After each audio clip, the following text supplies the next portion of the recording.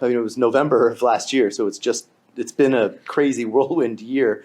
I had written the show, and it was during the pandemic. My composer and I had pretty happy with the show. We had an online reading because that's the only option on Zoom, and we'd what do you do next?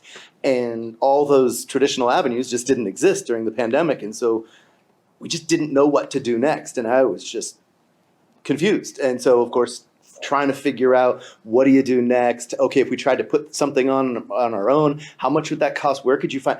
I could probably find something online, resources. So literally in that process is when I discovered the TMS website. I mean, it was literally that website that I'm like, oh, wow, this is what I was looking for. Oh, wow, this is really what oh my God, I spent an entire day just immersed in it. And I'm like, what's this NextStage program? It was a perfect, I felt like a commercial for it, but it was just dove right in. I'm like, this is exactly what I needed because you just listed all the things that I did want and the coaching. And I was in California and I've never been in theater. I was, high school theater. I loved it, but I was a classroom teacher for 20 years. So I didn't have any of the skills. I had written something, but I just didn't know what to do next. So I was looking for resources. I was looking for some coaching. I was looking for guidance, like all of those things. And I seemed to have found an organization that seemed appropriate, joined NextStage, and I think it was a week after I joined, oh, well, we're having this annual retreat, but you just joined, so don't worry about that.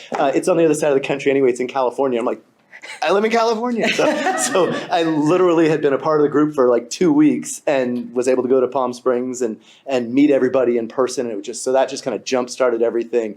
And from there, it was just all of those things that I was looking for, I found and more.